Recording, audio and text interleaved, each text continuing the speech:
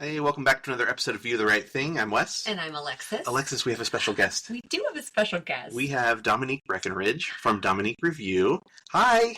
Hi, how are you? I'm so excited to talk to you. So I've followed you on Instagram for a while, just because I generally like any type of like film related stuff that looks pretty, and you post like the best photos from film. Thank you. And so I don't know how I stumbled across you, but I did, and so I started following, and I really like the stuff that you post. So Thank you so much. Yeah, thank you for posting great stuff. So you are a content creator, and you are a seamstress or sewist? Fashion designer. Okay, sorry, I don't know the term. No worries. This is more the two of you, your world. So, so I'm going to stumble over things quite a bit. So, fashion designer. Okay, and I know that you have a really cool like mini series on your YouTube page about your aunt, right? So I definitely want to know more about your aunt, but maybe tell us a little bit about you, and then maybe we can jump into some stuff about your aunt. Wow. Okay. Yes. Well, yes. As you said, my name is Dominique Breckenridge of Dominique Revue. I do fashion designing. That's really, it's a whole story, but classic films really is what jump-started me into doing fashion designing. I don't know if I probably would have done it anyway, but connecting with the garments the way that I did in classic film, more so than anything else, really began like, I want to look like that. I want to dress like that. I want to create something like that.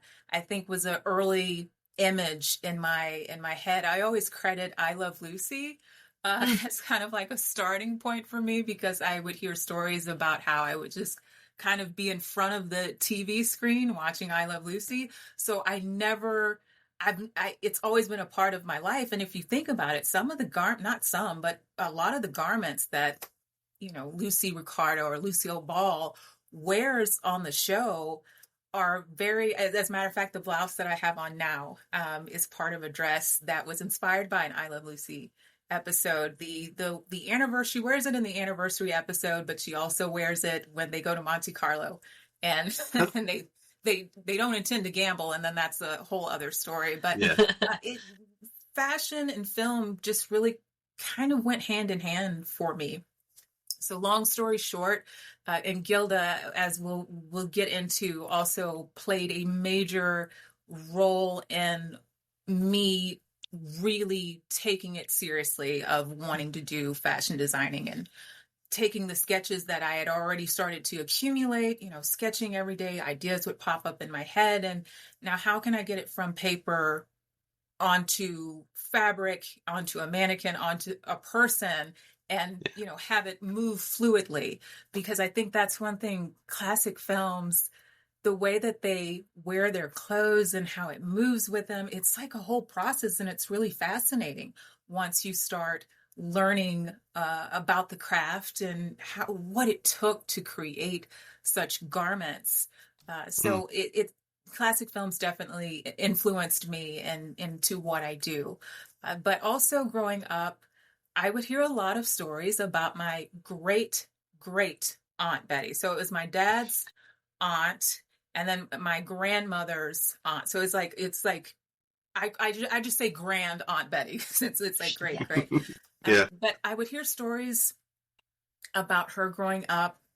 I think my dad is like the historian of the family anyway, but I think when they saw I was developing more of an entertainment or more of a connection with film and music, that this was a story that I needed to know. And he would always drop about my great Aunt Betty, who was a fashion, she created her own fashion or modeling studio in 1950s Chicago.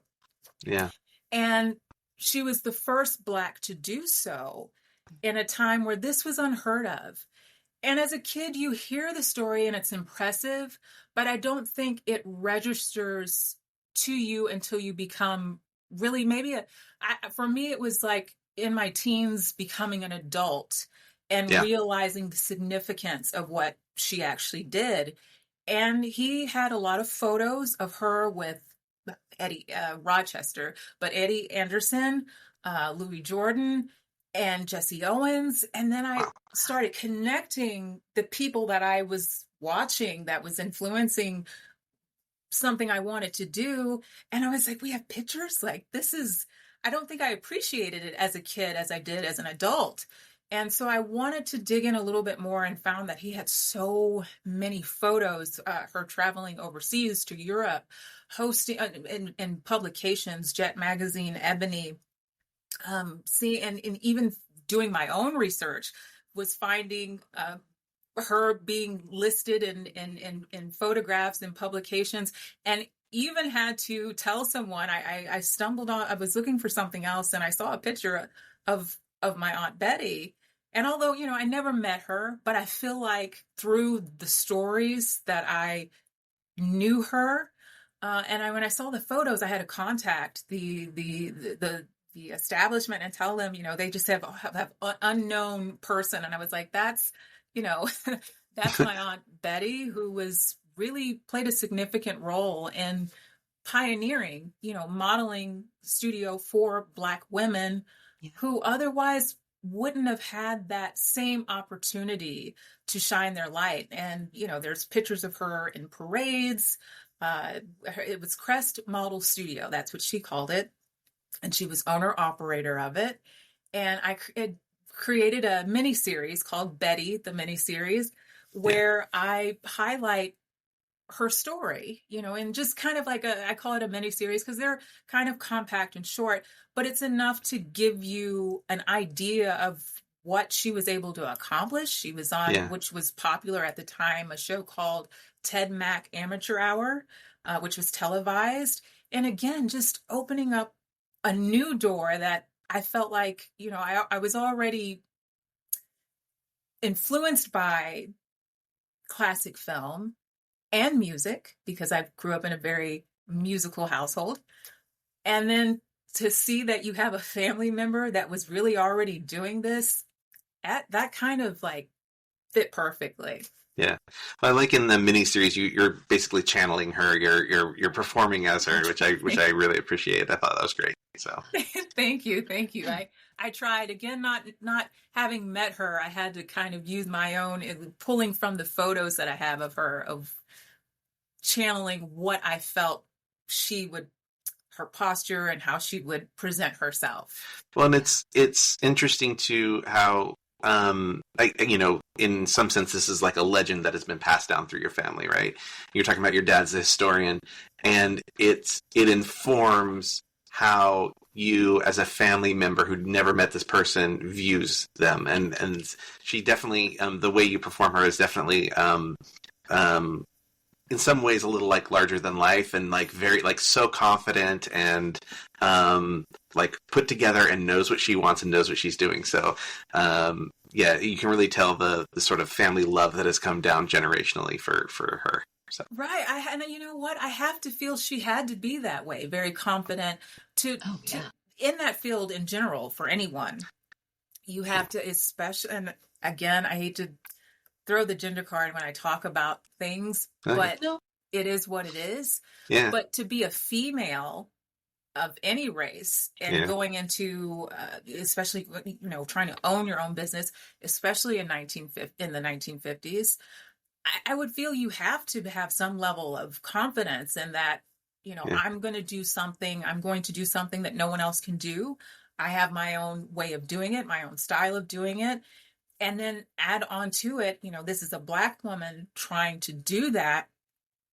I feel she had to be in a sense very, connected to herself, very, in a way, confident, yes, but stern, and to show that she wasn't going to be pushed around. Yeah. So no, it makes sense. I thank you so much for saying that came across. I appreciate that. Yeah.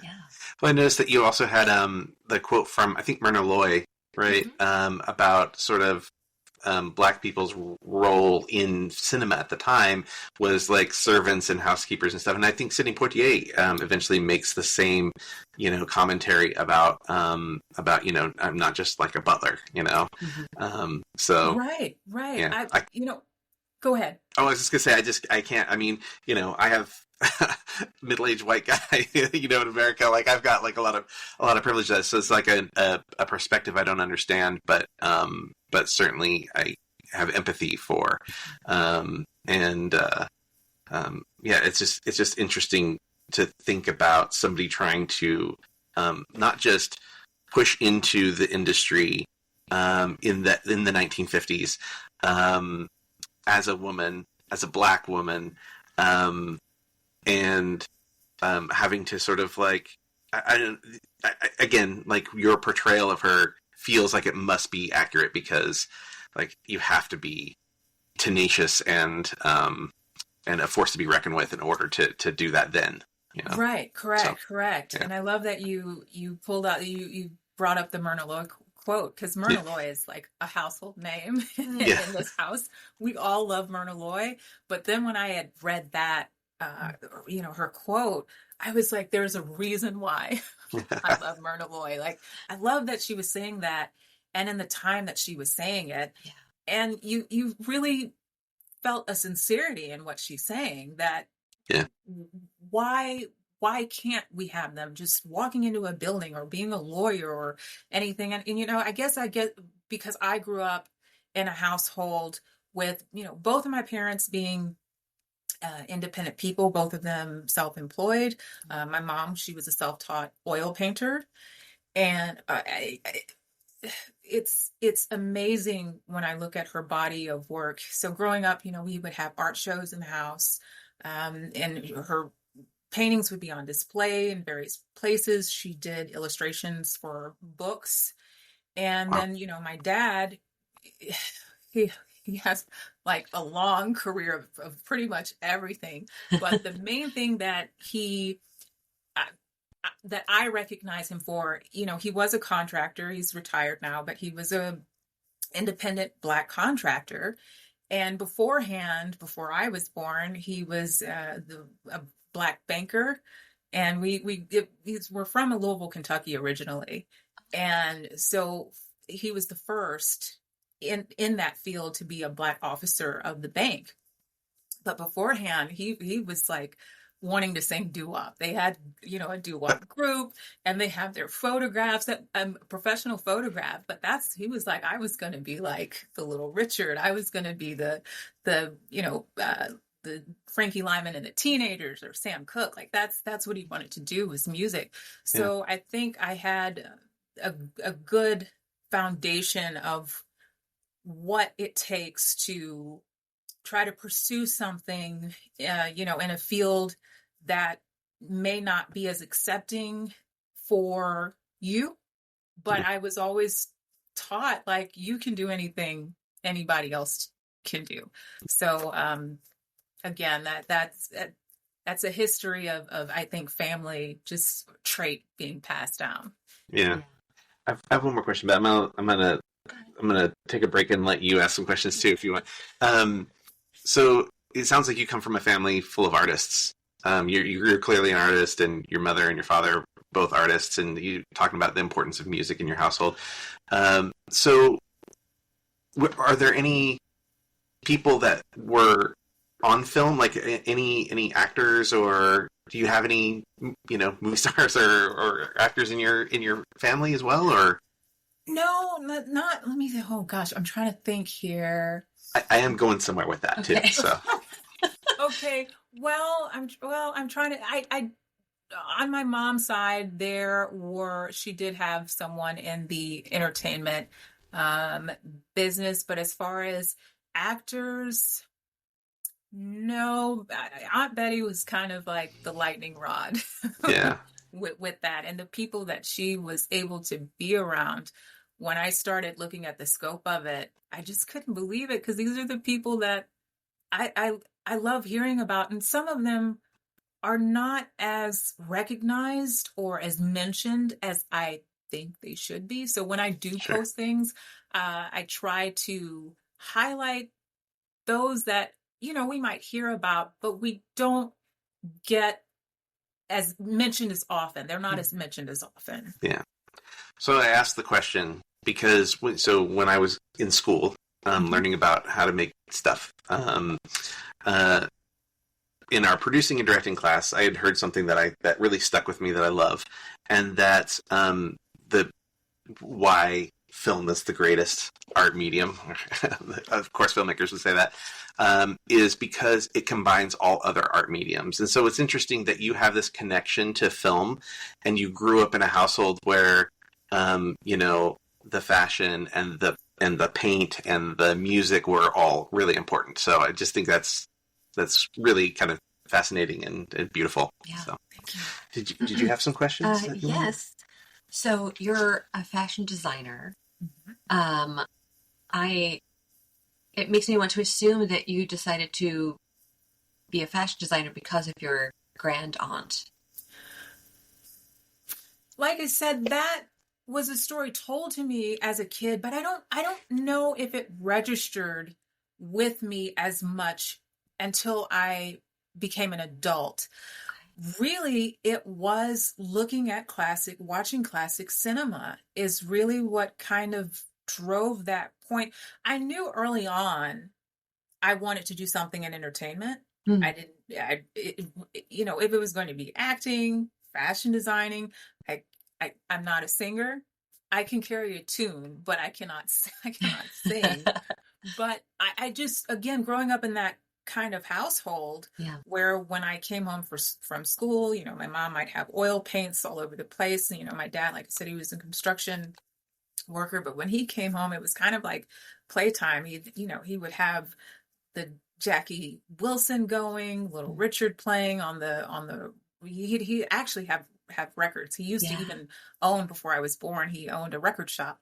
So, he was like, music was just filled in the house. So I remember seeing The Girl Can't Help It as a little girl. And I went to see Little Richard. That was like, I'm like watching the screen, not for James Manfield, but she does rock the house. Let's be honest. But I was watching it for Little Richard, like, wow. And then, you start seeing other performers in the film that you're listening to in the house because your dad is playing it. But again, it's classic film that really took my approach in wanting to do, like, actually pinpointing fashion designing to do. And like I said, Gilda, my first connection with costuming really came, I think, with Carmen Miranda. And I've told this story before, that Springtime in the Rockies is probably my earliest childhood memory. And I think it was during summer vacation. I knew I was up late, so it had to be some kind of like weekend or summer vacation. And my mom and I were watching old movies, classic movies. Sometimes I just don't like saying old movies, just classic movies. And I saw Carmen Miranda with the headdress and the bangles and the way she carries herself in these heels.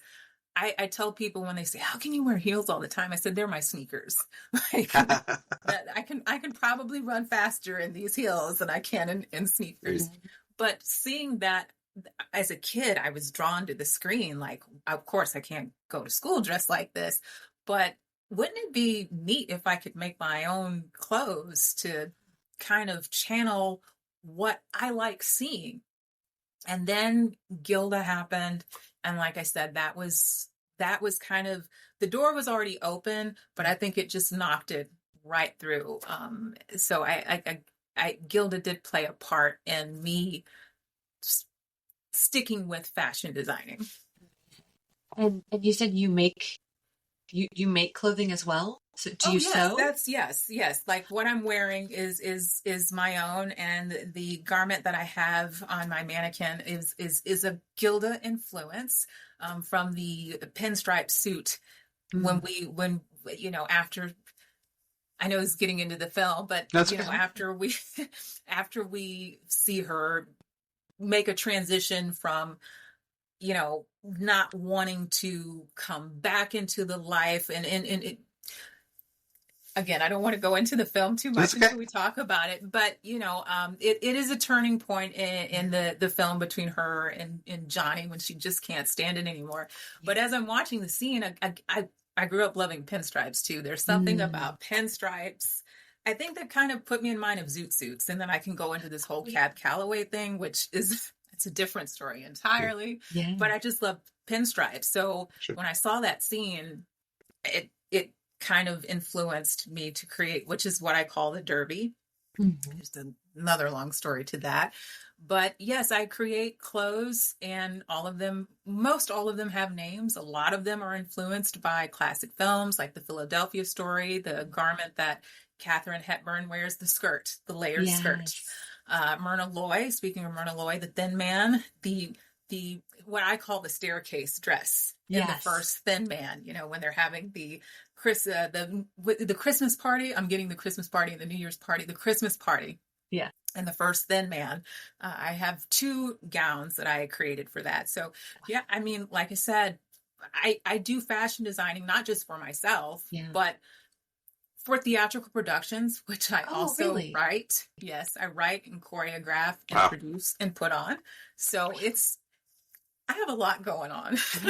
So at the end, we'll ask you to say like where people can follow. But if people want to see your designs, where would they go to see your designs? So we'll go ahead and do it twice. We'll do it now and at the end. Okay. Well, you can.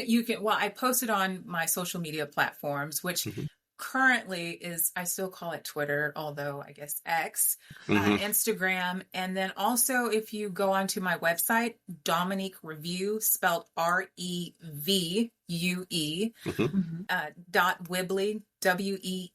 WEEBLY.com. You can see everything. It'll take you to my YouTube channel, which I know I have a lot going on my YouTube channel. It'll take you to my YouTube channel where I talk about cinema. I show you some past productions that I have written and produced and directed. And those have all of my clothes in it. And of course, I have also videos of my actual garments, some of them talking about what the influences of the garment and so forth. So those are the platforms you can follow.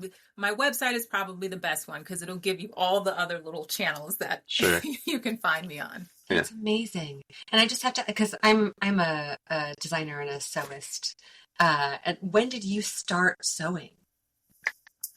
Okay. So this is I'm going to try to keep this story not as long as my other ones. This is a transitional piece because in addition to my mom being an oil painter, she would also sew some of my clothes growing up.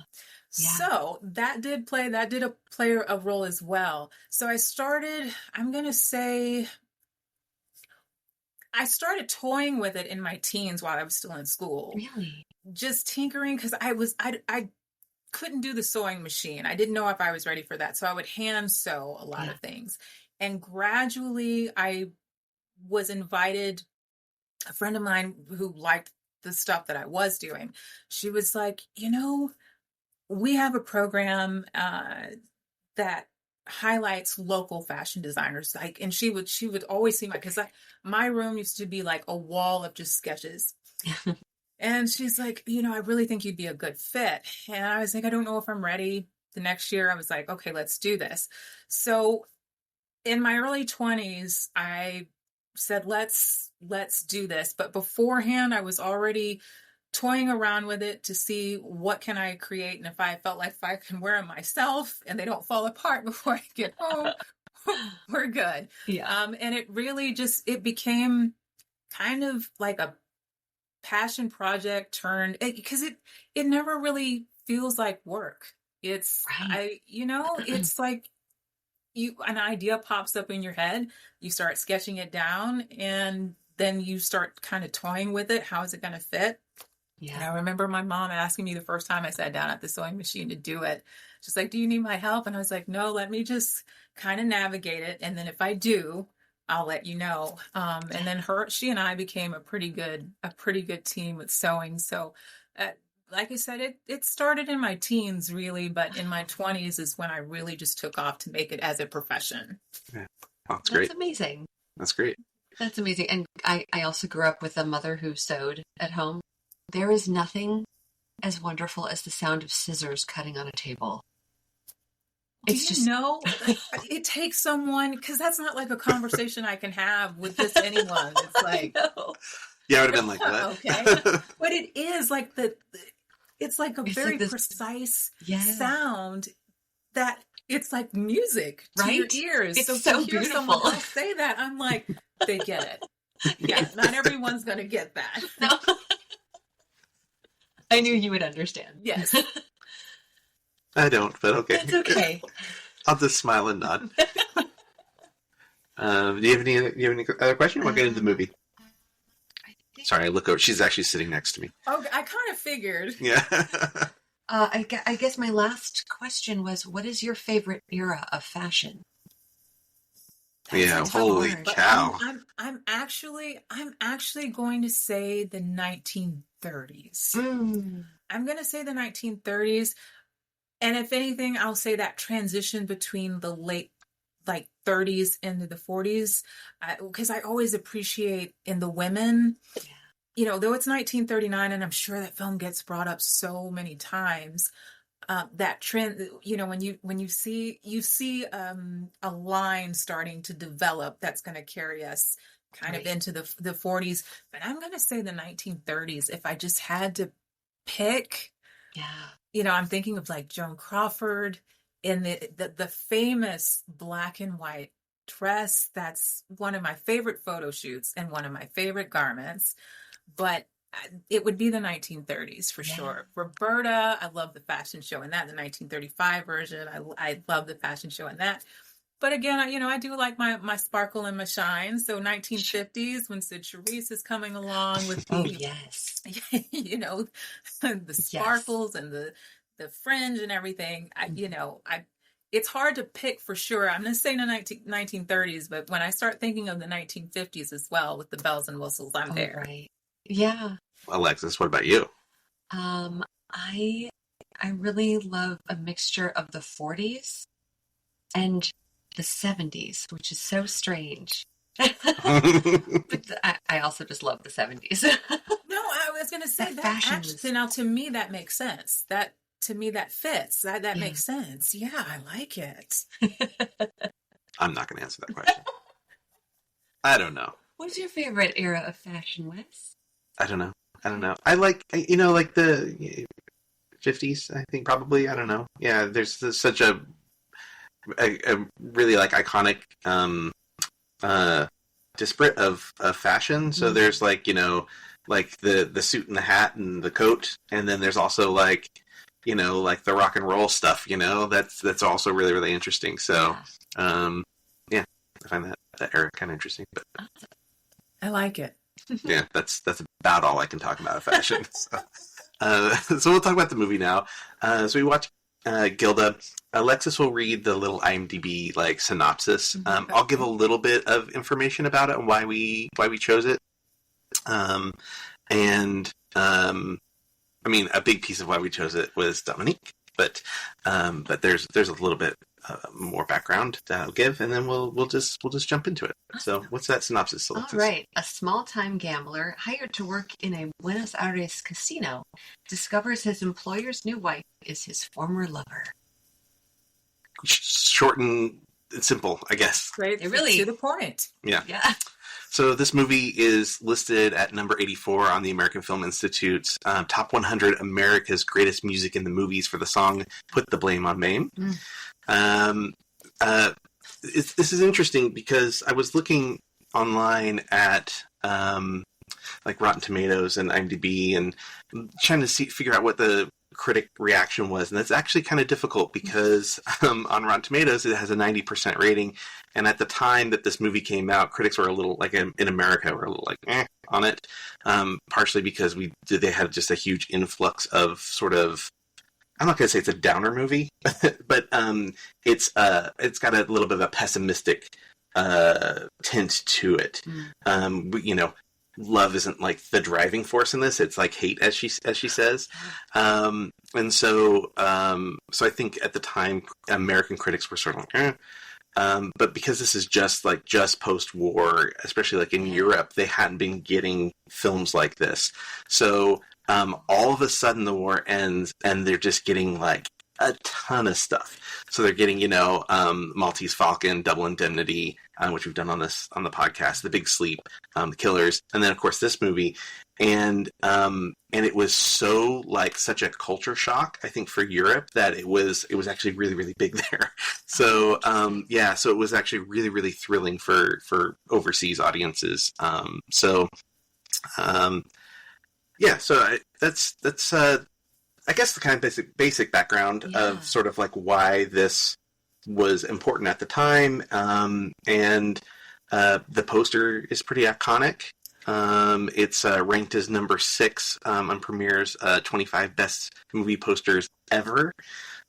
It did not feature the male actor, which was important. Yeah. It's actually considered to be, I collect movie posters. It's considered to be one of the most coveted posters out there. Wow. As Alexis is looking at it on her phone right now. It sold at auction for $10,000, yes. Which is a lot for a poster. Wow. Yeah. So, I talked about sort of overseas. It did take a while for other countries to get this film. Like in Spain, it didn't premiere for like a year and a half after it had premiered in the U.S. Interesting. And people, there were, morality boards, especially in other countries, that were not maybe as liberal as they were here, even though they were pretty stringent here. The Spanish Catholic Church tried to prevent people from going to go see the movie, and they told people that they would be condemned to hell if they went and saw this film. So, which is interesting because it's especially, well, by today's standards, it's pretty tame. It's pretty tame, but yeah. I mean, there are a few moments where she's, for the time, very scantily clad. Oh, yeah. And, she took that glove off in a suggestive way. So that was a very suggestive way to remove a glove. Yeah, I loved it. All right, let's get into the movie. Again, Dominique, just jump in anytime. We'll try to ask if there's anything you want to add to, and there'll probably be plenty of times where you're like, no.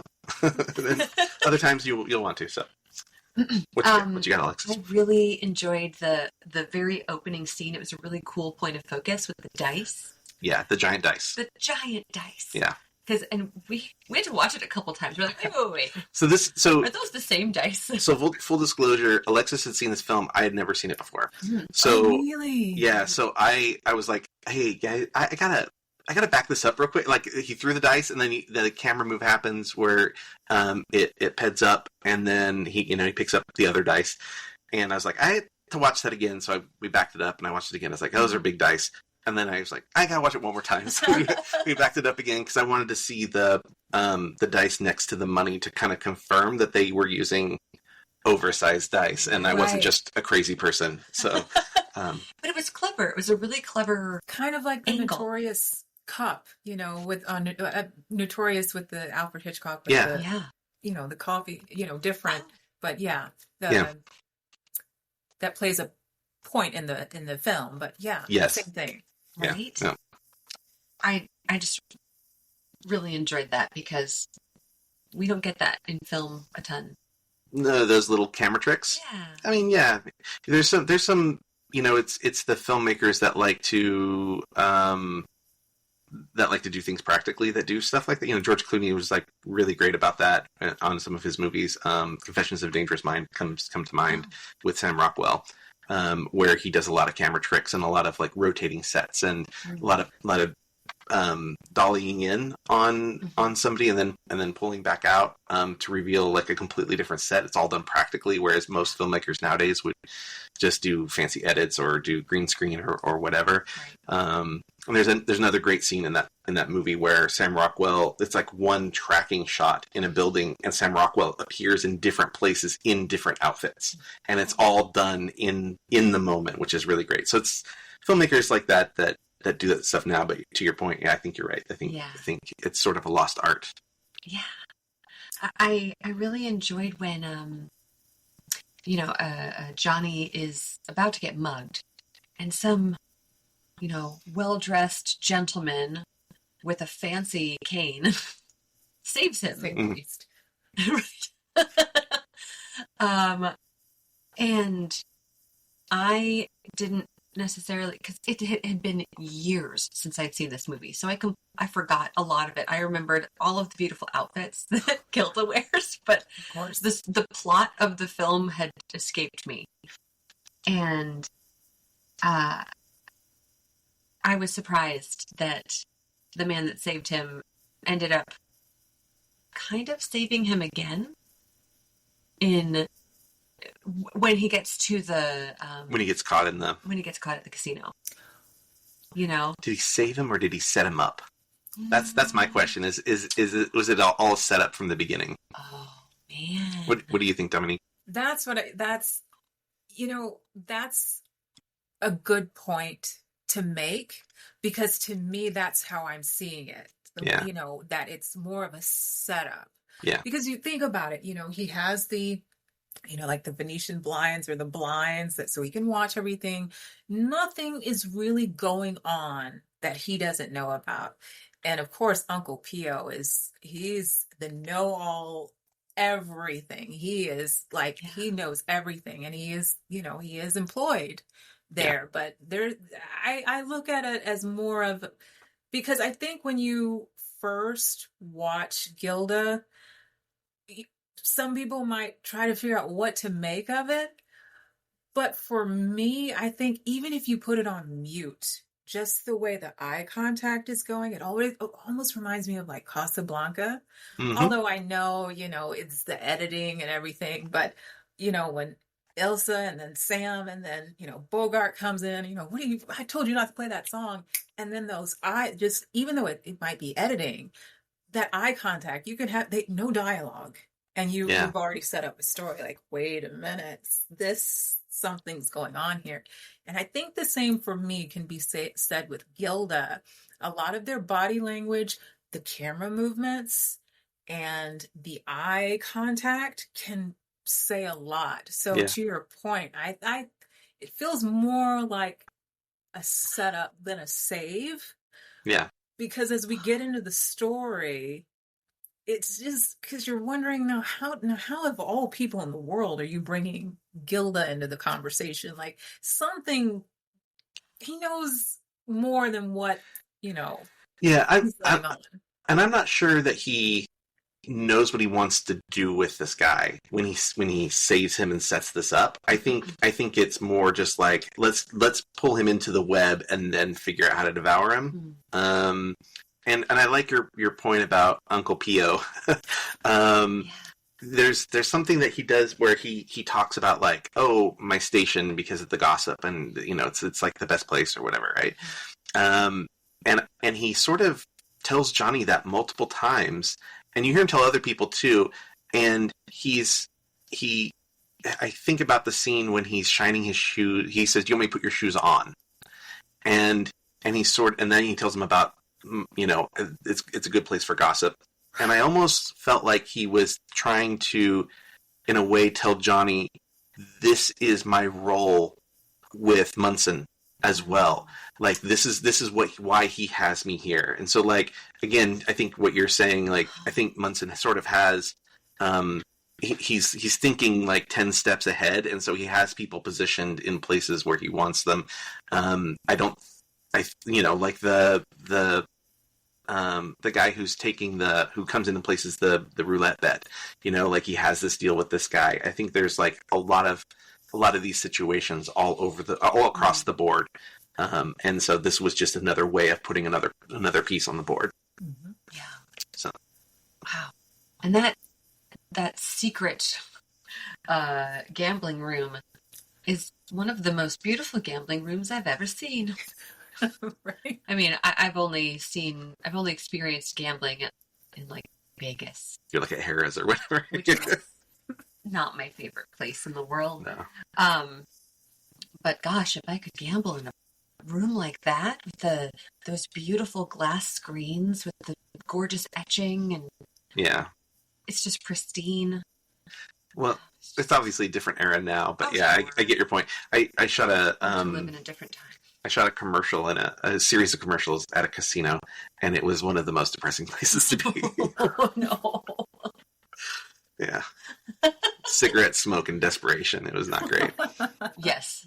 There was a lot of smoke in that casino as well. Yeah. So Yes, I'm sure it looked beautiful, but was like just stinky. But a lot of credit, Rudolph Mattei. When you look at the cinematography of Gilda, I look at it also as an additional character, which in a lot of ways, film, I think I do in a lot of films might see the cinematography, depending on what kind of story you're trying to tell or how it's being filmed, as an additional character. But what drew me into this when I first discovered Gilda was the setting. Because at that point I had already, I grew up watching classic film. So I was already, I always say Cary Grant was my first film crush before I knew what a crush was. I just saw this, wow, he's a good looking guy, even as a kid, like, wow. And then the way he talked and his style of dress, I knew this was something unique. This was something different. And the charisma that he kind of really exuded on screen. And then you grow up and you start branching out. But what caught my attention, I was just flipping through, trying to find something, I guess. And it was the setting that really caught my attention. And it was a black and white film, which to me, black and white films aren't just black and white films. A lot of them are just as vivid and colorful as a color film. And for me, Gilda kind of represented that because you take a scene when Johnny is coming into Munson's home after Munson has been away and he's coming back.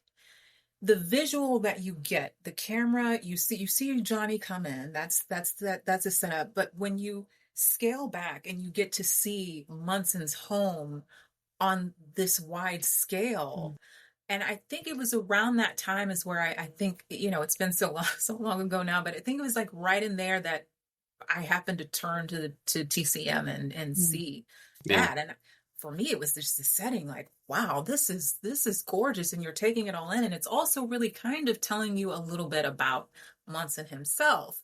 Right. In my interpretation, in my opinion, it kind of reminded me a bit of later on when I saw the picture of Dorian Gray. Oh yeah. With Hurd Hatfield. The imposing doors, and just the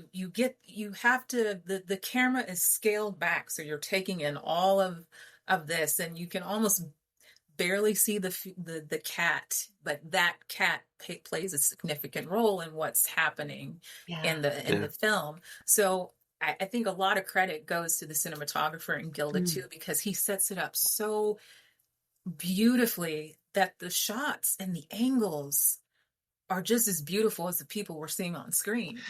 I like that you said that. So a couple things. So when the movie ended, I looked over and I said, it was kind of weird. It was kind of a weird, it was not at all what I expected, especially of the era. I'm glad that you brought up Casablanca, because it does share a bunch of similarities with Casablanca. It's got some, it takes place in a different country. It deals with not a bar, but a casino. It has Nazis, it has the police, it has, subterfuge.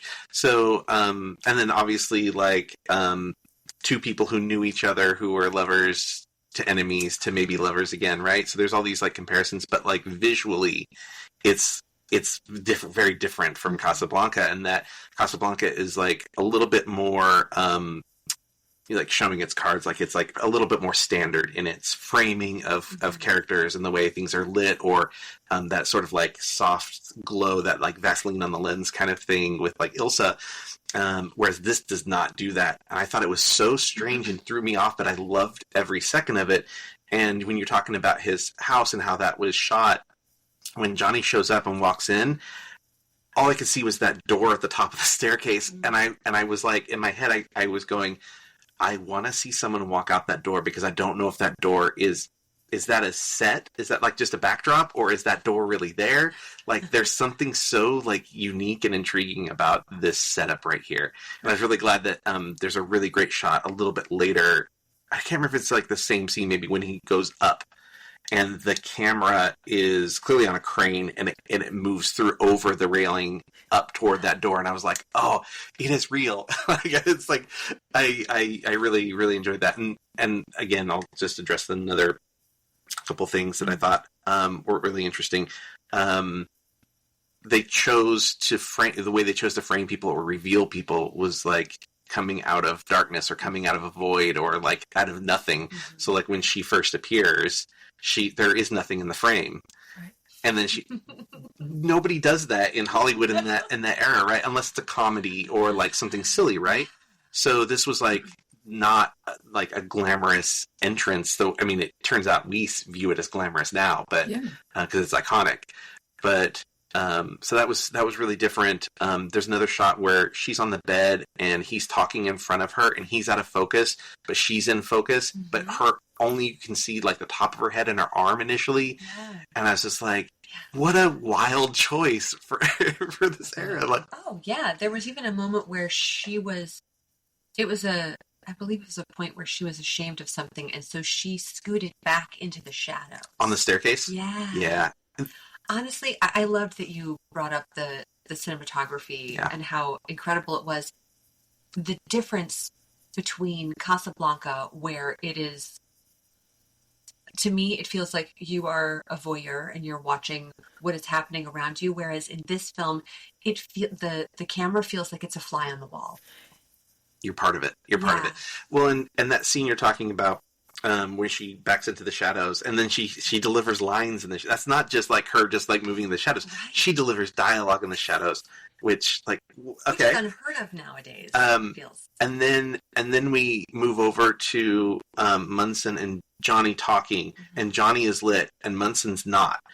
And I thought, okay, this is interesting.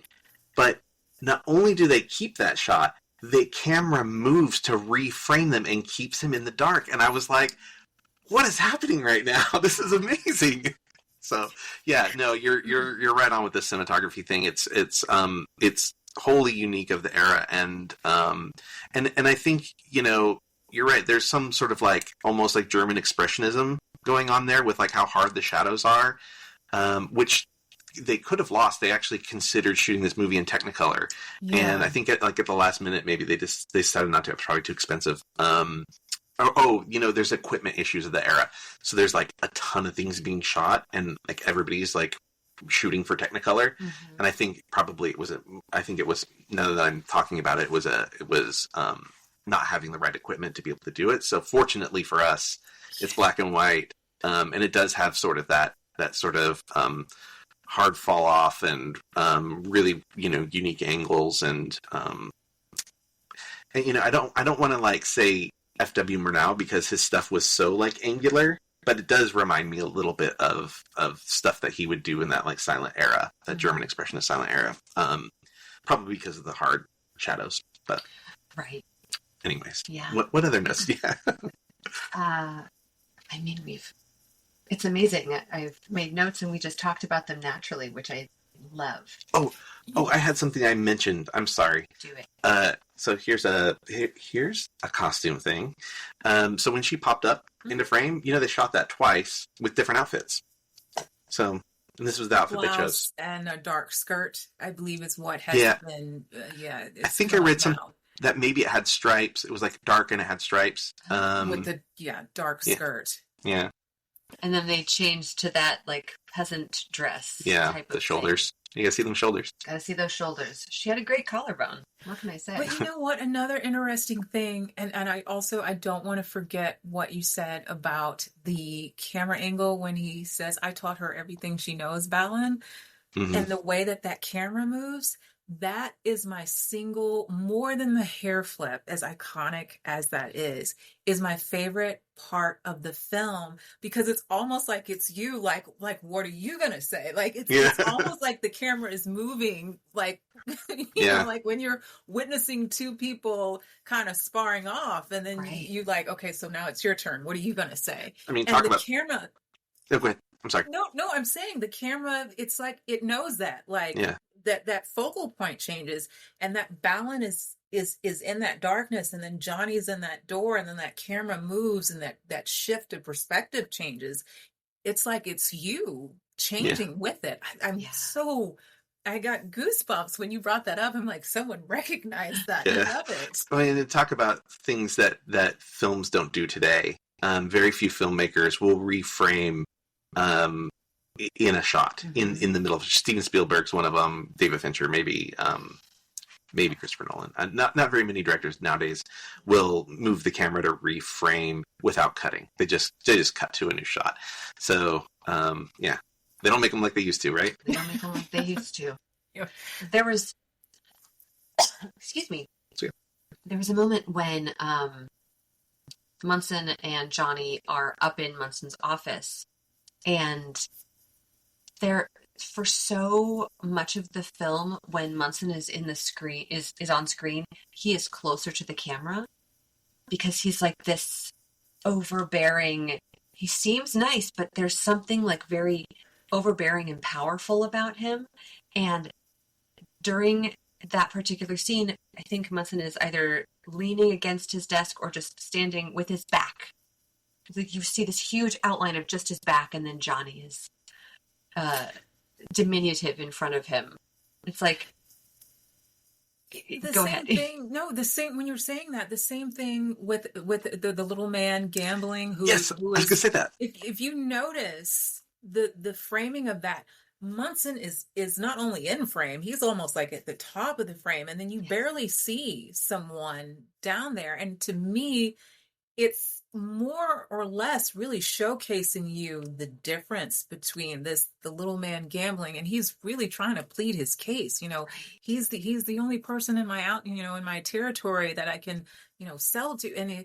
And Munson is like, oh, I sympathize with you, but do you really? The way that camera is, and you almost don't even see anyone there. And I think it's more than just the height balance. I think that the setup of that scene speaks volumes. Like it's saying more than what any dialogue can say, which is another thing I love about Gilda.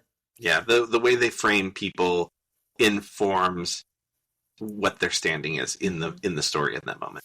So true. Gosh, exactly. When Johnny and Gilda were a little bit in cahoots, and a little bit, which time they were cahoots all over.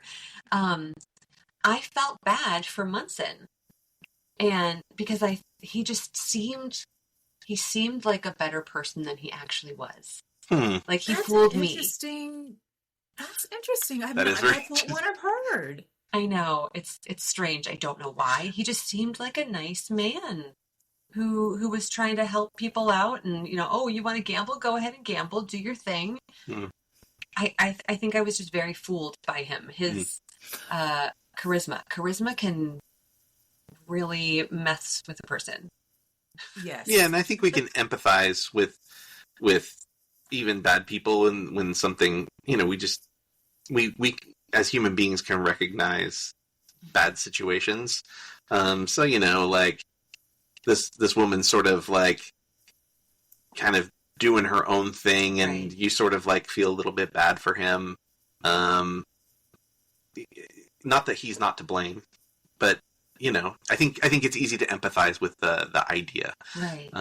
But yeah, that is interesting that you were like, I feel bad for him. Yeah, that's a new one. That's that. But that next time I've seen Gilda so many times. I think I'm on my third print of Gilda, because I have certain films I just can't stop repeat watching. And sometimes I know, because I have posted about this before. I talked about Guys and Dolls several weeks ago. Yeah. Like, did I watch it twice in one weekend? Yes. Is that unusual? No. And I now I'm on my fourth print of Guys and Dolls, and I get the comments, well, you can just stream it, and I do. I mean, yes, I know it's available, but I'm a physical media person, and there is something about like that click and putting a disc in and watching a film that you love, you obviously purchased it at one point for whatever reason, and I don't know, there's a kind of a connection with physical media that I don't get in the same way when I just, click it just to stream it, on the TV. But Right. but anyhow, next time I watch Gilda, I'm going to think of that, because that's new to me, to feel sorry for Munson I in the way know. you described. Yeah. What's interesting. I like that you said that you are into it's interesting because so we just streamed. I don't own it. I might get it at some point now, but now that I've seen it, but so we rented it and just streamed it. But there is something about the difference between physical media and streaming, and that's like your bandwidth can affect the quality of what you're seeing from second to second. So you don't have that problem when you have the physical media, which is nice. Have you heard of this thing called Kaleidoscape? No, It's I don't. stupid expensive. I want one so bad. So it's a device that you plug it into your computer, but you also have to buy you have to buy two devices. So like all in, I think on the cheaper end, it's around $8,000. So it's about like Nice. 4K for each thing. So you have the player, and then you have the not the hard drive, but a server. You basically have your own server, and you buy the movies at like $20 or $30, but you're getting the actual studio files. So you're getting the highest quality versions. And because it's stored on your server, you don't have bandwidth issues. So when you Wow. play it on your screen, you are getting the best quality you could get for the film. Ooh, I want one so bad. Interesting. Yeah, I want one so bad. Wow. It's so expensive though. okay. Yeah. Okay. Nice. Yeah. Okay. But it's on my Christmas list if you want to. Right. Start saving. What else you got for us, Alexis? Attire. Gilda's attire is unlike anyone else's. It's almost as if she is this timeless character. Because some of her outfits remind me of the 30s, whereas others I'm like, I would have seen that in the 50s. How did this she's just gorgeous. And that first sparkly outfit that she wears with the matching bag, I want it. Right. Talk about adding sparkle to your shine. I don't need color to. No. It overtakes the screen without overtaking her. Yes. You know Yeah. what I mean? She never, as gorgeous as the gowns and the garments are, they were all tailored to fit Rita Hayworth. But as tailored and how she moves with the pieces, she never gets lost in them. Because some clothes on some people, they can drown a person out. Sure. But with Rita Hayworth, as shy as she was as a person, and then to yes, she's acting, I realize that, but the dominance she holds in that film, Oh yeah.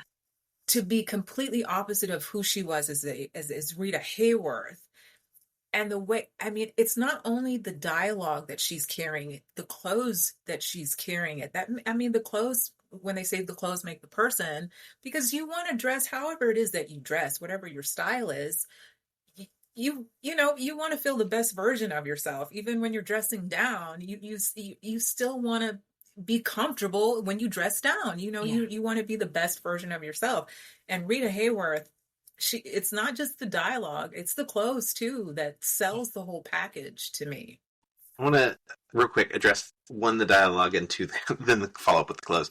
So on the dialogue part, there was something I noticed immediately with her line delivery, and it's when she sees Johnny for for what we think is the first time.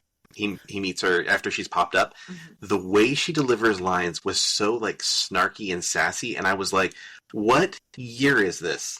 Like this, Agreed. it was not this like dreamy or even like that like it wasn't like that typical transatlantic thing that you hear from the 50s and it was 40s, but yeah, I was really like caught by surprise to hear her, and her facial expressions were not what I expected at all. So I was really surprised by that. So great performance by Rita Hayworth. On the subject of her clothes and the sparkling and all of that, maybe Dominique knows, maybe you know, I don't know. Do you know what famous cartoon character was inspired by? Of course. Yes, Yes. absolutely. Can we say it? Yeah, go ahead for it. Yeah. A rabbit, of course. Yeah, so for the people listening, well, yeah, so we gotta make sure we get even the obvious things out there for people listening. Right. So Well, I never want to assume that everyone has seen everything just because some films might be, oh, this was in my starter course, or I never take for granted. And so I was so happy when you said you hadn't seen it before, because that brings a new element to the conversation. And that's what cinema is about, right? Like that's what makes us connect with cinema, is our different perspectives. So to hear that you hadn't seen it, I love that. Yeah. Yay. So you were talking about some of that her outfits. I do want to point out she just months prior to this had given birth to a baby. Wow. And she was wearing I think she was wearing a corset in some of the scenes. Jean-Louis, who gave that has to be the shortest Oscar acceptance speech when he won for the Solid Gold Cadillac. Elizabeth Taylor calls his name. He just takes the trophy and just walks away. Like he just smiles. But yes, like he did construct, and her bodice construct specific kind of boning to not only, because of post-pregnancy, but also what she's about to get into with the scene. Again, her movement, because she is a dancer, a trained dancer. So the moves she's about to do for this scene had to make sure everything stayed where it should be. Yeah. So there was also some plastic cups that he placed in the bodice of the dress to make sure everything, no matter how she moved, was going to stay in place. So that dress was specific. I mean, all the clothes were designed for Rita, but that for that particular purpose, because of the post-pregnancy and because of the routine she was going to do, was specifically had that in mind. Are you speaking about the black satin dress at the end? Yes. The famous black dress. Of course, I think we all know about the Portrait of Madame X. The John Singer Sargent. Yeah, that Jean was influenced by that painting to create the dress. And I don't know how many.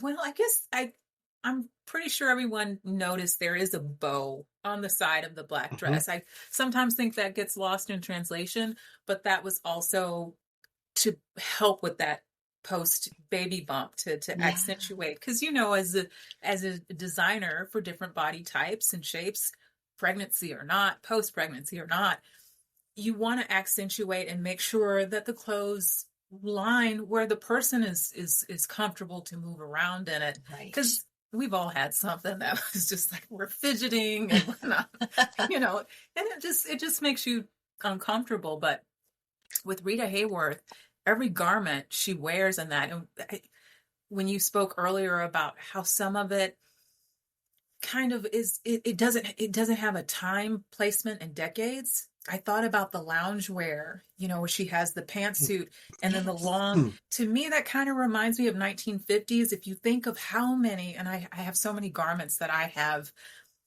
created myself, influenced by that 1950 style, where you'll have the tight pants or the skinny like leggings, and then the bellowing, what I call half dress, bellowing out. I know I Love Lucy has it, and that was very popular. And yet here in 1940, it kind of is like a version of that. So again, like the clothes that she's wearing kind of are, to sound cliche, I guess, timeless, and they try their best to, every garment that Rita Hayworth wears in that film, they wanted to use it as much as they could. So you'll notice a lot of those pieces in other films, on other actresses, So I think the black dress, the iconic black dress, That one, if I'm not mistaken, it was Jean-Louis who said that it, by the end of it, had been moved and pushed in every direction. So that dress just was non-existent because it had been through a lot. I believe it. So as a non-fashion person, so when I watch movies, like I might go, oh yeah, the costumes were, really elaborate or whatever, but like that's kind of where it ends for me. Whereas when Alexis and I are talking, she's like, they didn't have zippers back then, stuff like that. So when you're talking about the dress with the bow, the thing that came to mind was Marilyn Monroe and like the pink dress with the long gloves. Is that a similar thing? Yeah. Is that like a similar dress, or am I crazy? It is similar. It's got the low cut, right? And the low top. I'm like doing this. The low top. Strapless, yeah. Yes, The strapless, yes, okay. Yes.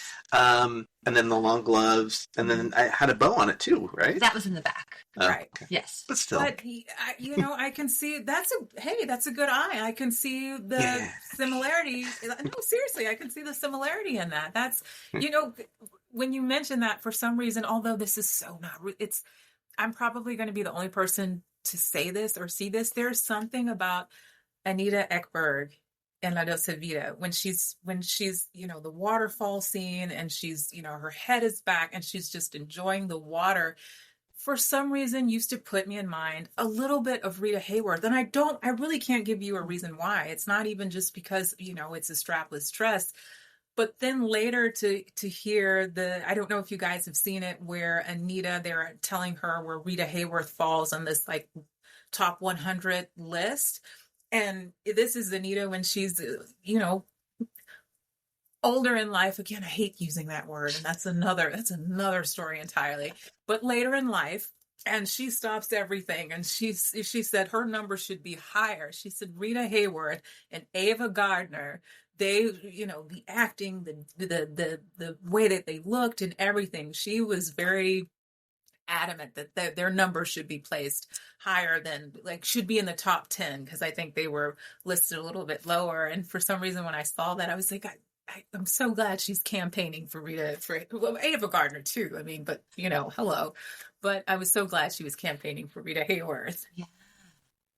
I had not heard that. Yeah, I love, because I think they're all kind of like dining or something, and they were asking, Anita, did you hear? Because she was placed on the list, and she's like, yeah, I heard that. And then they were asking, did you know where Rita was? And she gets up from the table like, let me see this list. I love that. Sorry, I was just gonna. Yes. I have to cut off your laugh. Sorry. Where was I? The moment where Gilda's excuse for being gone was that she was swimming. Yeah. With that hairstyle? Did you? Oh, I just went swimming, but then I managed to reset my hair and make it perfect and fluffy and lovely. And I was like, if Munson didn't see through that, he would have been blind. Right. Oh, yeah. Carnival, all of those costumes, like even people in the background. I was so taken. There was this one woman who was just screen left, and she had this beautiful bustle, but it was a very short dress. Oh, I wanted that so badly. Yes, I know what you mean. Like, yeah. I love scenes like that because that's what I'm doing as well. I'm paying attention to what's going on, but sometimes you miss the best parts by not looking at what's going on behind you, especially costume wise. I know, like, even watching Marie Antoinette, which I that's it. It's not even a guilty pleasure. I don't feel guilty for loving Marie Antoinette, the 1938 version. But as beautiful as Norma Shear is in these gowns, I am looking in the back, and sometimes we miss the best parts if we're not looking behind you. But the garment you're talking about, yes, of course. You know what I'm talking about. It'd be interesting to see something like this converted to 3D. And the reason I say that is because you're talking about the stuff in the background, and I noticed that when movies that you've only seen flat get converted to 3D, you notice things you've never noticed before, usually in the background. Yeah. So could you imagine also with the way that the cinematography and the camera angles are already, which are almost, if gosh, I'm probably gonna what is she talking about? 3D and a 2D, because the way that the camera is moving, like I said, with that, I taught her everything she knows. I remember the first time I saw it, I can remember I kind of my whole body just kind of pulled up whoa, did you, I was by myself and I'm just like, did you see that? But to implement that into 3D, that would be interesting. Very that staircase, the confetti, that whole party scene. Yeah. And then, when Munson is, I don't want to give anything away for anyone who hasn't seen it. No, so real quick. So the presumption on the podcast is, so people know from the episode before what the next episode is going to be. So the presumption is this is like a book club. So they watched the movie and now we're just friends discussing it. So you can go ahead and say whatever you want. Thank you. Because I don't want to be like the spoiler of the party. No, you're good. That has happened to me as well. And I'm looking did I just say I have not seen this before? But yes, the scene where their hatred, their love-hate relationship finally comes to that point, and he grabs her and they kiss each other, and then that door closes, and the way oh my gosh, the way that their startled look on their faces and how tight it is, but just seeing Balin rush down that staircase and then that Kate bellowing behind him, to see that in 3D would be magnificent because it's very imposing. Let me add to that too. So first when they look and he opens the door, there's another doorway, right? So we would get depth there and then depth the staircase. Yeah, it would be really cool. Oh, all right, somebody get on that. Please. Can you make black and white films 3D? Sure, yeah. They made black and white movies in 3D back in that era. Like Creature from the Black Lagoon is 3D.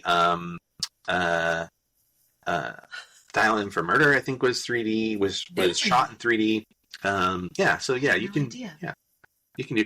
Well, yeah, Dial M for Murder. Oh gosh, that's another topic too. The colors for Dial M for Murder. Although it's just, you're really just, Rear Window too. You're just kind of at one place, and yet it's so a lot going on. Yeah, I'm just in the era. The era had 3D technology, is all I'm saying. They shot everything stereoscopic. So they're using two cameras anyways. So as long as you have access to both camera footage, you should be able to convert to make them 3D for. That's pretty cool. Yeah. So in theory. In this they couldn't. It would take a digital conversion. Yeah. So it'd be taking a movie that was not shot 3D, and they'd have to digitally convert it, which they can do. They do it with movies. They've done it with plenty of movies. It's not as good as movies that are shot stereoscopic, but whatever. You mentioned the carnival scene. The song that they're dancing to in that is the song from her previous movie year before. Really? Yeah. Anywhere. Oh. Yeah. I didn't realize that. Yeah, I'm so, yeah. Fun fact. Yes. And the Put the Blame on Mame, it was used the same year in one of the Whistler films. I think it was The Secret. What is it? The Secret? It was the night. It's the 1946 Whistler film, but it's also, to skip years ahead, Glenn Ford in The Big Heat, when Glenn Ford's character and Lee Marvin have their little exchange of words in the nightclub establishment. When Glenn Ford is about to exit the club, we can hear an instrumental version of loving The Big Heat anyway, and being a Glenn Ford film fan, because Put the Blame on Mame, Amato Mito as well, but Put the Blame on Mame is such a catchy tune. You can't help, at least for me, but kind of sing it when the film is over. It doesn't leave you very quickly. And then Again, I mean, credit to the songwriters, Alan Roberts and Doris Fisher, who is like the queen of look how many queens we have in this film. She was known as the Queen of Jukebox, Doris Fisher, who one of the writers of the song. And then, Virginia Van Up, the Queen of Columbia. And then, Rita Hayworth, Love Goddess, which is, I guess, Queen of the Love Goddesses, despite her very shy, personal, reserved, being a reserved person. But look at the queens we have in Gilda. But Put the Blame on Mame is such a catchy tune. And then the words that are being laid down and paralleling it with Gilda's character. Yeah. And the way that, regardless if it's, I know she's lip singing it. And sometimes that kind of thing, knowing that, sometimes I just don't want to know. And then sometimes it doesn't matter. And in this case, no discredit to Anita Ellis, who did the lip singing. But Rita Hayworth, she just kind of dominated it to where it doesn't even matter if you know whether she's lip singing or not. Yeah. That close up on her face when she's just kind of lightly like singing the tune, and how Uncle Pio is just so enamored, and just, did you hear about the poor little cow? Like, he's just so like enamored in the storyline of it. And Rita Hayworth's delivery in it, again, anyone who says Rita Hayworth isn't an actress, I'm talking more than just a dancer. I feel Gilda, if you take a film like Tonight and Every Night, which I actually think is not mentioned enough, not Tonight, You Were Never Lovelier. You Were Never Lovelier with her and Fred Astaire. I kind of, sometimes I feel like it's not mentioned enough, and I went back and rewatched it, because I could just, it's like I started getting flickers of Rita Hayworth in my mind, of the sparkly, dress when she gets up, and how she's turning and the hair flip. And I was like, I haven't seen that in a while. And you could see that. And then she does Gilda. Like, this is the same woman. Again, yes, I know she's an actress, but that shows this girl, she could do more than just dance or be a pretty face. Yeah. She can act. And really, for me, because Gilda played such a role in my personal and professional life, in the fact that, yes, I was watching classic films beforehand. Yes, I loved classic films beforehand. But Gilda was the first film that it felt like it was all my own, because I was by myself when I was watching it, and it kind of caught me off guard, because I didn't know at the time I didn't know Rita Hayworth. I didn't know anyone in the film. So it caught me off guard and introduced me to not only a film, but a set of actors that I wanted to know more about, because the chemistry between Glenn Ford and Rita Hayworth had a depth to it that made me want to know more about these actors as people, which I don't know if I necessarily didn't do beforehand. And then to see how their off-screen relationship was. And when you see Glenn Ford in his later years saying that Gilda was his favorite film, there's something about, he says it so nostalgically that you kind of, I don't know, I guess for me, I just sort of melt down, because it's like he's remembering, like capturing something that he just wants to get back to. I don't want to make this sound like Gatsby, but it's, even though they smack the hell out of each other in this film. Yeah, they do. Right, which I remember back then the story that Rita Hayworth's slap knocked Glenn Ford's teeth. Yeah, cracked his teeth, yeah. And he kind of had to keep that mouth kind of ground down until the scene was over. And then on the other hand, Glenn Ford did not want to slap Rita Hayworth, was very uncomfortable about it, and they had to really kind of talk him in and coax him into to doing it.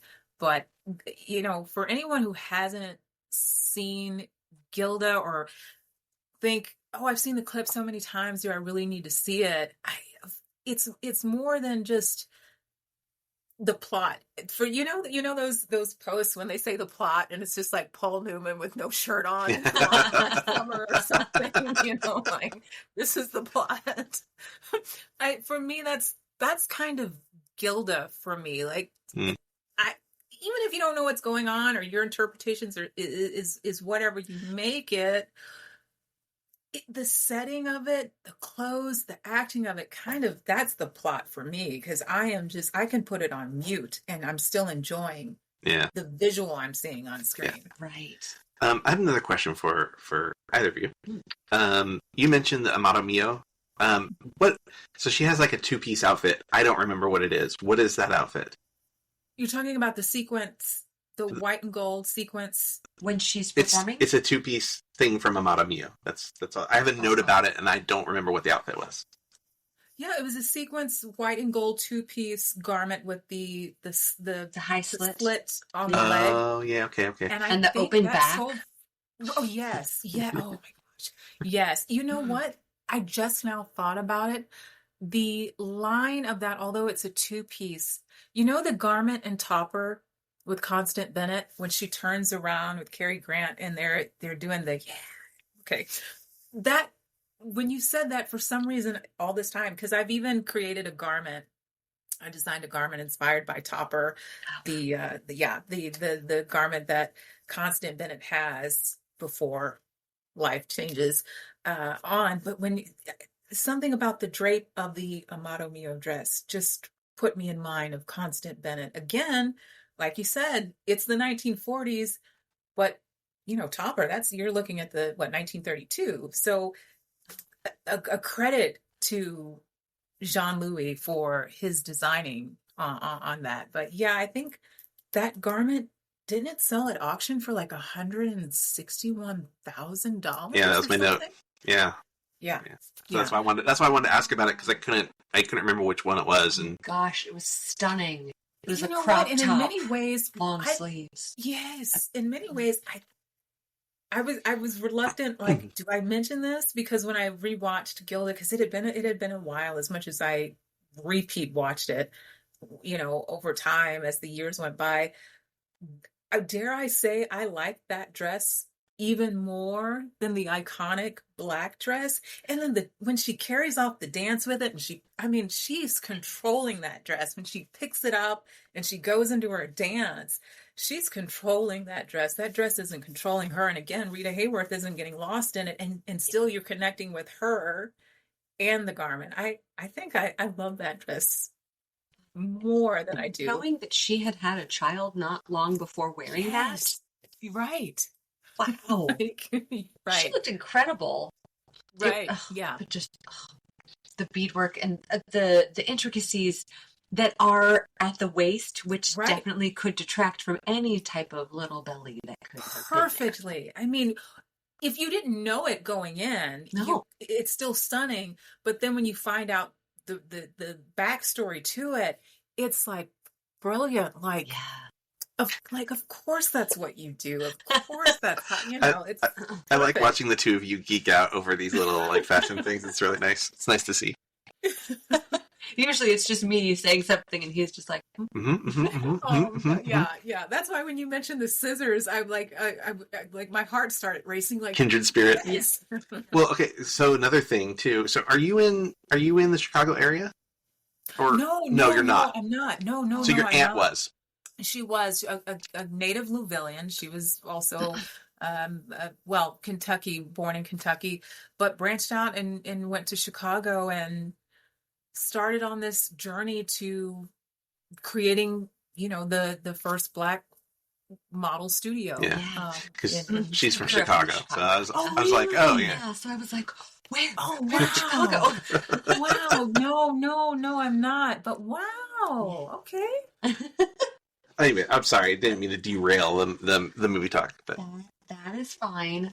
That's what cinema is, though. Derailing, constant derailing. Because it takes you to different conversations. Absolutely. We say so when we're shooting stuff. Sometimes we say we're building the ship while we sail it. I like that. Oh, I like that. Because like even on this movie, they didn't have a finished script, right? So they're getting script pages every day. So right. this is how it is sometimes. Credit to Virginia, Van Up. Yeah. Well, yeah. I noticed that. I was like, hey, there's a woman producer on this and like writer, and Yep. I thought that was pretty cool. Can I just comment on the cop's suit? At the end, when Munson gets killed. Right. Mm-hmm. That cop's suit is so iconic. Joseph Kalia? Yes. Yes. With these like pleated wide leg pants and that tight fitted vest and the oversized jacket. It was so stylish. Yes. And it really struck me, and I just had to comment on it because I don't know if you were taken by that outfit as well. Same. Like I told you, I'm a girl for a pinstripe. Yeah. I mean, there is something about a pinstripe that is going to turn my head. Right. So when the scene where Joseph Kalia and Glenn Ford are together and they both have on pinstripe suits, that is like eye candy for me. Like I whatever I'm doing, I'll stop. I don't even realize I'm doing it. I'm just staring at the screen. I love pinstripes, but yes, I love seeing Joseph Kalia because when I first watched it, I didn't know much about him. And then when I started again, Gilda helped me pinpoint like, oh, I've seen that's the person from Gilda. Like when I would see them further down my film watching journey. And then you see Joseph Kalia, he's usually, the villain, even in The Thin Man, he's more of the villain type. Yeah. Because he's the nightclub owner in one of the Thin Mans. I think I always get Another Thin Man and After the Thin Man confused. The one with James Stewart is the one I'm talking about. That's The Thin Man. After the Thin Man. Okay. I'm still new to the Thin Man films because for the longest time I confused them with The Quiet Man, which I do not like.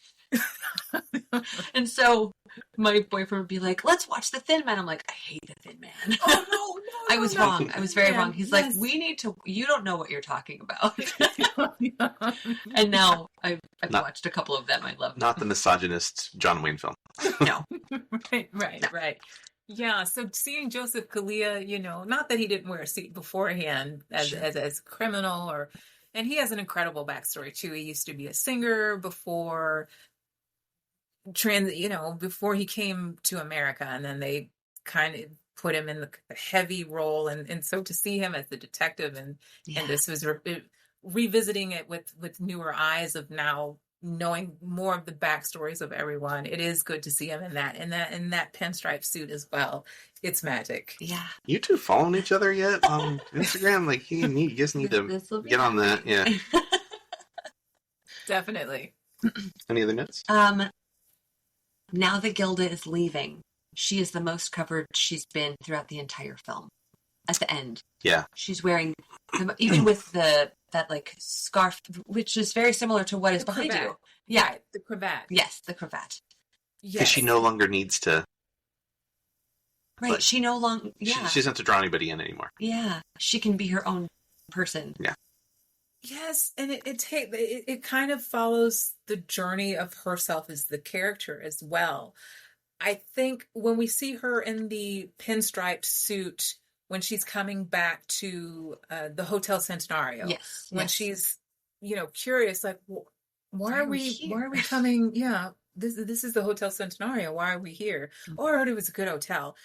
I think she was thinking that chapter of her life may have been closed. She's found this other man who is going to, in a way, take care of her. I say that loosely because that's another topic. But I think she thought that door was going to be, and then when the reveal of Johnny, when that door opens and she turns on the light switch, and the slapping is going on, like anything, like I just want this over with. I don't want anything from you. Just let me go. And so then we see her back into the slinkiness, of the dress, because now she has to pick up that person again. Because okay, so you're doing this to me, so here's something I'm throwing at you. Right. Mhm. And so you're right. So now we've put that covered back up now, because now in a way it is over, although, there's the reveal with Balin. Right. Because I introduced this film to some friends of mine who they knew how much influence that I have with, and they are also artists, and saying, this influence you have with classic cinema, and like, we want in on it, like, introduce us to some films. So, I did Streetcar. I just call it Streetcar, but it's Streetcar Named Desire, Guys and Dolls, which I said I was not going to mention, but I think I've already mentioned that film. That's another topic. Oh my gosh, that's another topic for me, as you might be able to see behind me. But that's another topic for me. But Gilda was one of those films, and I remember when the blinds opened, they were, because you almost, I don't want to say you forget about Balin in a way, but I don't know what, you don't really know what you were expecting. You the viewer knows that he's not dead. The characters do not know that he is not dead. But when he makes when he says the dialogue, I have to go back and attend to something. It's the tone that he's saying it. That he's revenge is on his mind. So it's almost, when you see those shades, that's even better to me than just having the character. You see the character, because it's kind of eerie if you're looking at it from the character perspective. Like, did that just move? And the only person who is in that room has been Munson. Why did the shades move? And then he comes through the door. No, it's a good misdirect, like what you're talking about, because he implies in the boat that he's going to be gone for a little while, right? He'll come back, but he's going to be gone for a while. So I think you have a great point, that there's a really good misdirect there that you do kind of forget, because you take him at his word that it's going to be a while, so you just assume when he comes back they won't be there. But the reality is he comes back earlier than we expect. Because if you think of it, Gilda is really two parts.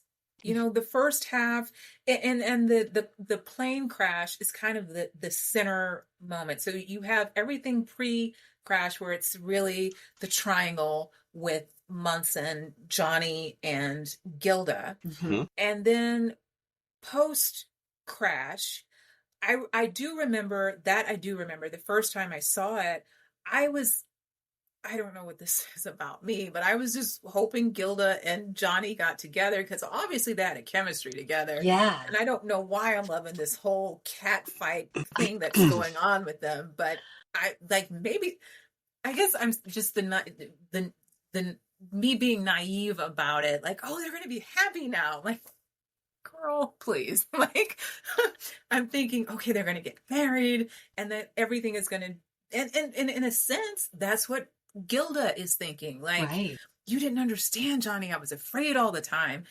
What she says to him later, and he's not buying any of it. But, I think rewatching it after the first time I watched it, because like I said, I used to repeat watch it. That's the first film. I knew the dialogue to everything. I'd have the camera set up, and I would have my TV on in the background for Johnny, and I would speak Rita Hayworth's lines, and like, I was like going all out for Gilda. But I think as the character, she thinks that this is going to be her chance to be happy with Johnny, and we're going to make a life together. But rewatching it after the fact, when Glenn Ford is in the meeting to tell everyone that, he's gone through the papers and I am the sole executor, when they say, well, there's still Mrs. Munson, and when he says there's not a chance in the world Mrs. Munson is marrying me this afternoon, and the way that he lights his ciggy, and the eyebrow raise, rewatching that after the first time, that to me is the cue. Like, no, Johnny is not going to be any better for her than Munson. Yeah. No, and I mentioned earlier, I was like, I was hesitant to call the movie like a downer, right? It does, because it does kind of end. It's weird. It has like almost like a Hollywood ending where they like kind of go off together, right? Yeah. But you, deep down inside, like they're both con people. They're never going to trust each other. Yeah. And this love or whatever, or hate as she calls it, was born out of like this like horrible thing that they had a hand in. They both had a hand in. Right. And so yeah, there's this. It's a really weird, muddy, that in just about any other movie would be looked at as a flaw. And in this, it just works. And I don't know how to explain why it does. It just seems to work in this one. And it's probably because they leave a bunch of things kind of ambiguous. Mm-hmm. Like their past relationship is pretty ambiguous. And even Johnny is talking, he's narrating this movie like it's a 1940s noir film, but it's not really a noir film because she's not really all that evil, and It's a things, mask. yeah, and his narration never, unlike like other noir films that have that narration, doesn't really explain that much. They usually just like explain everything, right? And even by the end of this movie, he just like, we don't even know how he feels about her through his dialoguing at the end of the film. Whereas normally you would know exactly how things end, where things stand at the end of this film. So even that is like questionable. So it and I think that's maybe why it works, is because they're so consistent about having this ambiguity. Trying to say it correctly. So yeah, it's weird. It's a very weird movie that I loved. I loved it, which I didn't ask before. I obviously know Dominique loves the film. Did you enjoy the film? I did. Yeah. Okay. Yeah. That's good. Did you have any other notes, or No. Dominique? Is there anything you want to say about it? I have one or two more things to tell about it, but Okay. if you had anything else, just to draw on your point, yeah, the happily ever after ending. I have heard criticism like, oh, it shouldn't have ended like that on this upbeat note. Yeah. But like you said, there's a flip side to that. Is it upbeat though? Yeah. Because that ending that they have where they're just, like walking out kind of puts me back in the frame when he goes into her bedroom, when he's telling her, she's, you got to get out of here. And when she says, are we, Johnny? Are we? And he says, not me, you. But that's kind of sets up the ending. Oh, they're going to be happy. Are they? Are they really going to be happy? Yeah. After what we've just witnessed here? Yeah, so there's I'm going to give a really extreme modern example that's sort of like very, very similar, but maybe the flip of this, which is, have you guys seen Requiem for a Dream? Yeah. Oh, yeah. Which is like... You're talking the Anthony Quinn version, right? No, the modern Darren Aronofsky. Okay. Drug addiction, just like super heavy. And it ends with everybody sort of like succumbing back into their addiction, right? Right. And everyone kind of goes, oh, such a downer of a movie, such a downer of a movie. But that's not how Darren Aronofsky looks at that film. He sees that as a happy ending, right? Because they're all being comforted at the end of the film. They all like struggle to like attain this thing, and they get the thing that they're trying to attain by the end of the film. And they all hug themselves and close their eyes and have a smile, and they're all happy at the end of the film.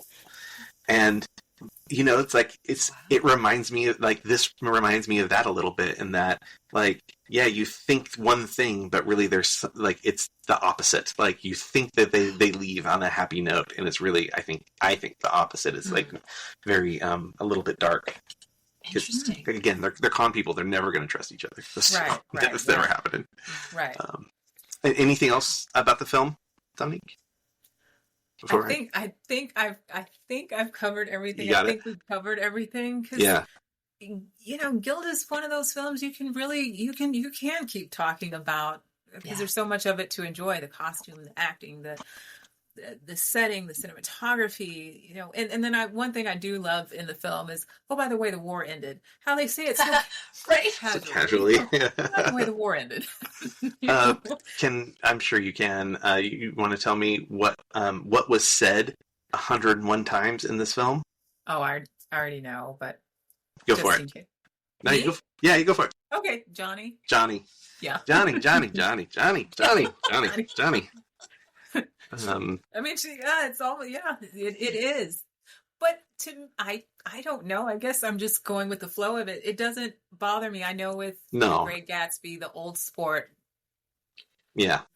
Old to a lot of people. Like, how many times is he going to say old sport? Yeah. But I'm here for the journey. I'm here for the ride. It didn't bother me. No, it didn't bother me either. I thought it was. I think it's funny. So I do have a note about following the film, since we were talking about, and obviously, a white woman in a position of power, some power, is probably a very different situation than your aunt. But since we're talking about strong women of the era, so this movie was like, even though the critics were sort of like, it was a huge success. It made a lot of money.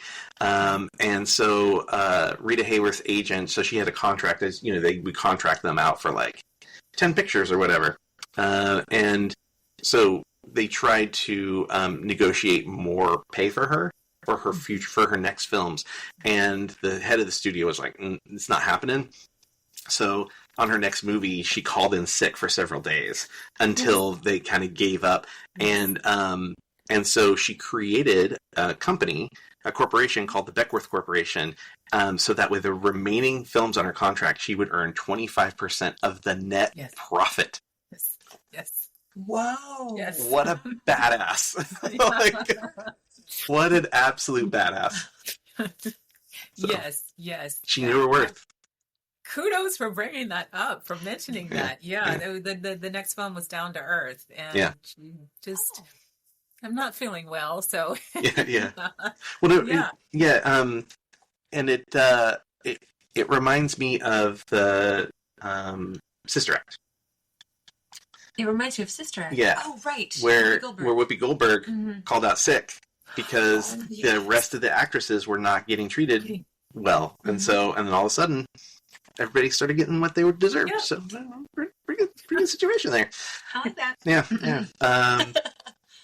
Yeah. I thought it was a great film. I'm really glad we did it. I'm really appreciative of Dominique being here. It's so lovely to meet you. Yeah. Nice to meet you both. Yeah. Yes, thank you. It's wonderful. So we're going to draw a movie for our next year with the bucket. Yeah. All right. So we have a bucket full of movies. It's got like 400 movies in it. So we're going to draw whatever Alexis and I are going to get to watch and talk about next. Okay.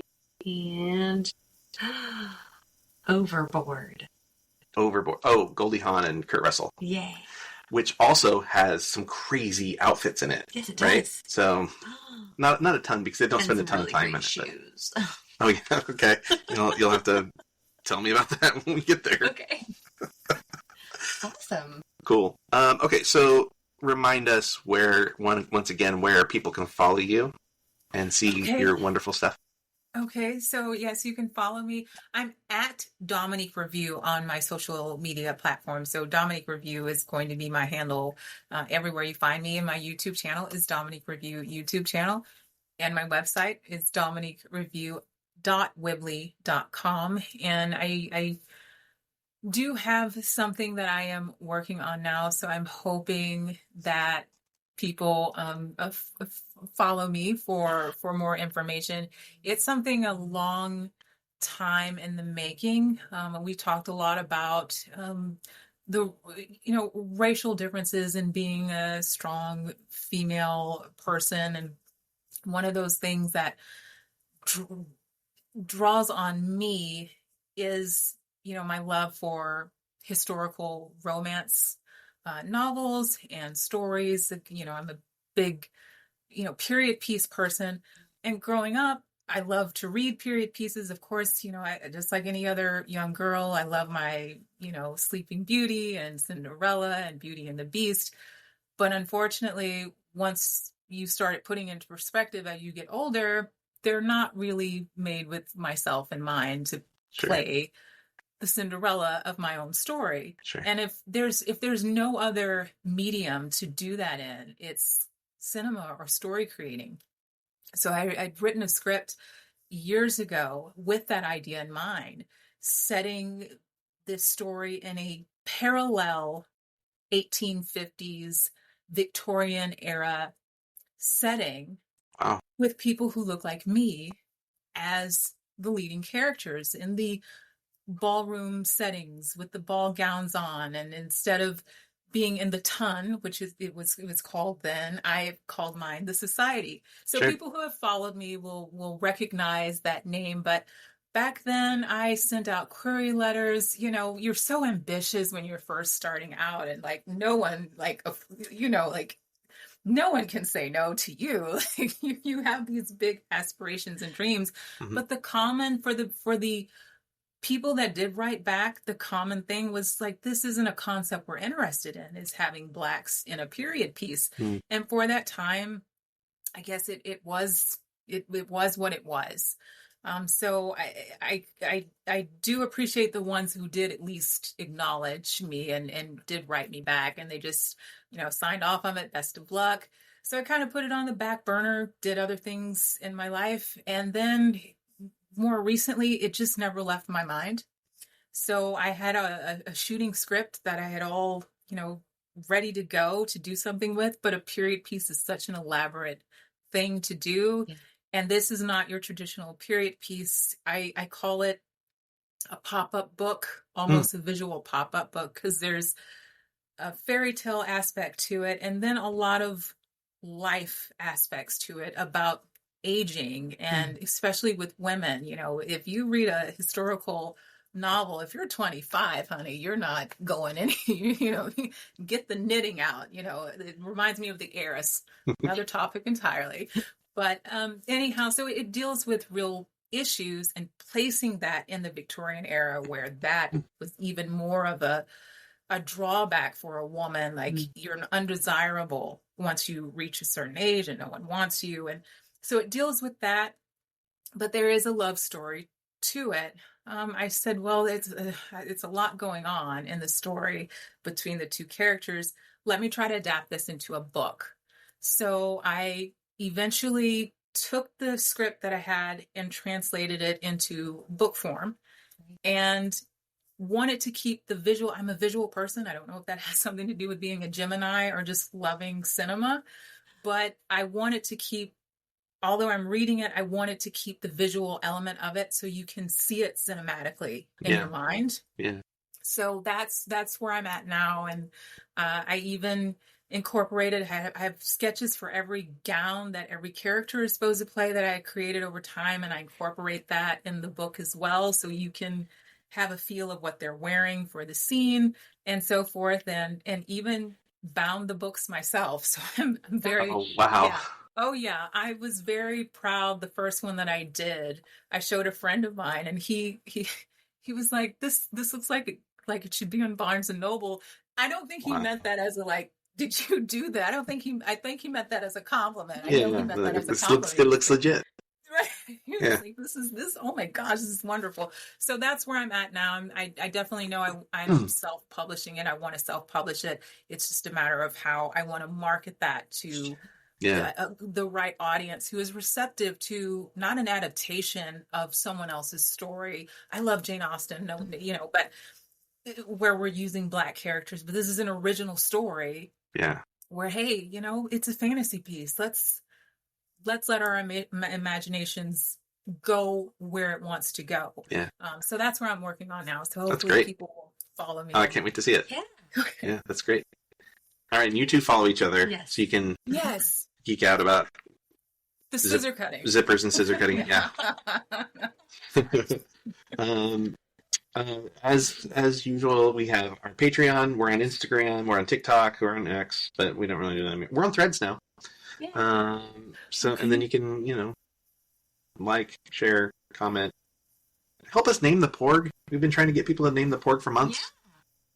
Maybe by the time this comes out, we'll have named him. But our bucket that we pull out of has a porg on it. So I didn't see that. Yeah. So when I started the podcast a long time ago, I had a different co-host, and we used to draw out of a Muppet bucket. A popcorn bucket with Muppets on it. And then when Alexis came on to be the new co-host, I was like, we can't do the same thing that I did with him. We have to have something new. So we ended up with this. So I like it. yeah, we like the little guy. It has to be better than the name I came up with earlier. Yeah. Oh, yeah. I won't even say it. Yeah. We'll say it after we stop. Yeah. But yeah, so that's us, and we will see you all until next time. Bon cinema.